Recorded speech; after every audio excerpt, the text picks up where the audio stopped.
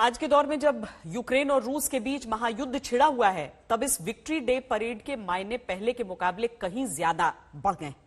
इस वक्त रूस यूक्रेन में मनचाही स्थिति में तो नहीं है, लेकिन मजबूत स्थिति में जरूर है। क्रीमिया में एक लैंड कॉरिडोर बनाने की पुतिन की हसरत अब लगभग पूरी होती दिख रही है। डॉनबास क्षेत्र के 80% हिस्से पर रूस का कब्जा हो चुका है। पूर्वी यूक्रेन में रूस ने अच्छा खासा नियंत्रण कर लिया है। इजिम शहर के पास सबसे भयानक जंग चल रही है। दूसरा मोर्चा है खार्किव, जहां रूस पूरी ताकत लगाकर विजय हासिल करना चाहता है।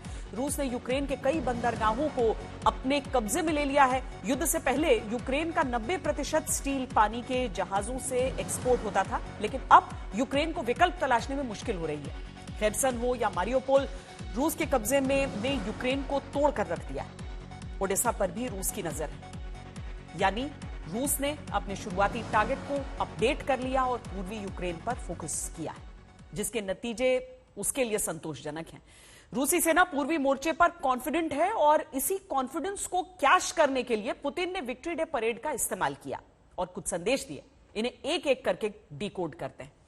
लोगों के बीच पुतिन की सार्वजनिक उपस्थिति एक बड़ा संदेश है। वो ऐसे समय में जनता के सामने आए जब चारों तरफ ये अटकलें लगाई जा रही थी कि पुतिन बीमार हैं, कैंसर का इलाज करवा रहे हैं। ऐसी अटकलों पर उन्होंने विराम लगा दिया और जन समूह में विश्वास जगाने की कोशिश की।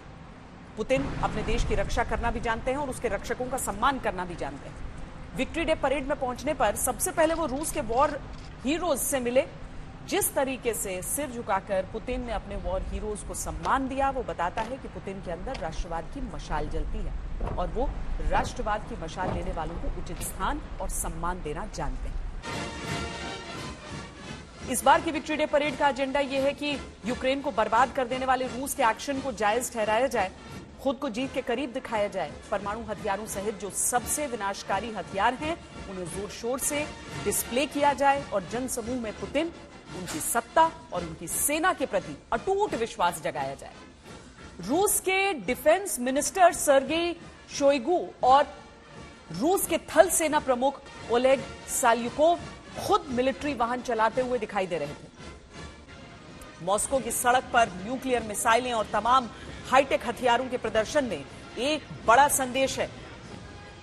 RS-24 yards intercontinental ballistic missile 10 हथियार एक साथ लेकर जा सकती है। यूक्रेन युद्ध के दौर में जोर शोर से इसका प्रदर्शन करना दुनिया के लिए बहुत बड़ी चेतावनी है। विक्ट्री डे परेड में रूस के सेल्फ प्रोपेल्ड आर्टिलरी वाहन, इसे भी मॉस्को की सड़कों पर दम भरते हुए देखा गया। मौसम की वजह से मिलिट्री परेड के हवाई प्रदर्शन वाले हिस्से को स्थगित कर दिया गया था। यहां 77 विमानों को रूस की विजय के 77 वर्ष पूरे होने के प्रतीक के रूप में दिखाया जाना था, लेकिन मौसम के कारण ऐसा नहीं हुआ। फिर भी हथियारों के लेवल पर रूस ने अपनी शक्ति प्रदर्शन में कोई कसर नहीं छोड़ी। यूक्रेन युद्ध में तबाही की तस्वीरें देखकर परेशान पश्चिमी देशों ने रूस की बर्बादी की अफवाहें फैलानी शुरू कर दी थी, लेकिन आपको ये तस्वीरें देखनी चाहिए। ये रूसी सेना की महिला सैनिक हैं, जिनके चेहरे की मुस्कुराहट देखकर आप उनके गौरव का एहसास कर सकते हैं। ये रूस की नारी शक्ति है जो पूरे जोश के साथ देश के लिए मर मिटने का संदेश दे रही है।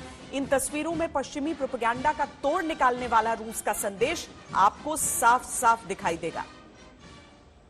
पूरी दुनिया सोचती रही कि पुतिन का प्लान है यूक्रेन में सत्ता परिवर्तन। पूरी दुनिया यह सोचती रही कि पुतिन नेटो और अमेरिका को यूक्रेन की जमीन से बाहर करना चाहते हैं।